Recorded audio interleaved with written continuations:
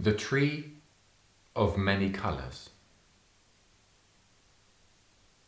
A long time ago, there was a huge forest that stretched as far as the eye could see.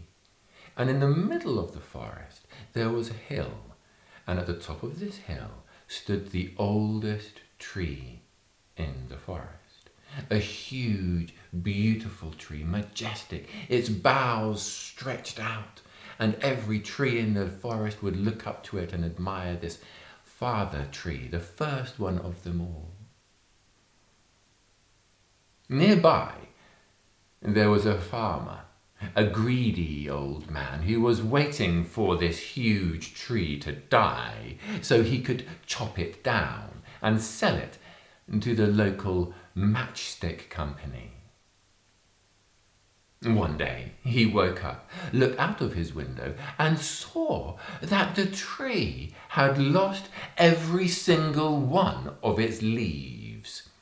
Now, it was springtime. Every other tree in the forest was covered in beautiful, fresh green leaves, burgeoning colour and blossom and life. But this old tree on the hilltop was bare. The farmer thought for a moment and started to tie up the laces on his boots. Today's the day I'll chop it down. The tree on the hill called out to the trees around him, "Who will help me? Who will give me a leaf?" Well, one tree heard and gave a leaf to the wind, an oak tree, and the leaf carried this oak leaf up the hill onto a twig on the old tree's branch. The farmer, looking out of his front door, saw that leaf.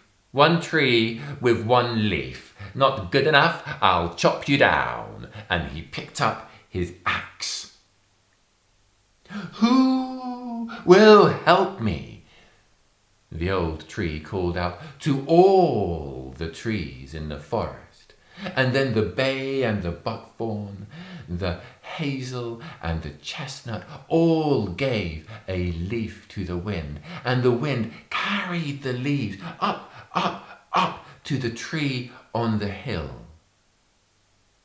The farmer looked up at the tree on the hill. No, just a few more leaves, not good enough. And he put on his jacket. "Who will help me?" called the tree to every tree in the land. And then all the trees gave a leaf to the wind, the apple and the pear, the cypress, the elder, the elm and the ash.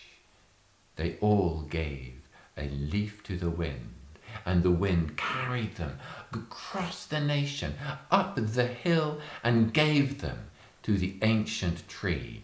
And now the tree was nearly covered in leaves. The farmer walked up the hill, ready to do his job.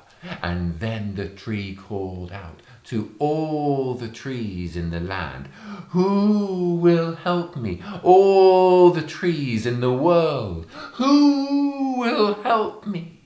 And then every tree in the world gave a leaf to the wind. The giant sequoia, the beautiful baobab tree, the mango tree, the banyan tree, the cypress, every tree, the mango tree, the palm tree, the coconut tree, the lychees, the orange tree and peach, they all gave a leaf to the wind, and the wind carried them around the world, across the forest, up the hill, and gave them to the ancient tree, which was now unlike any tree ever seen before.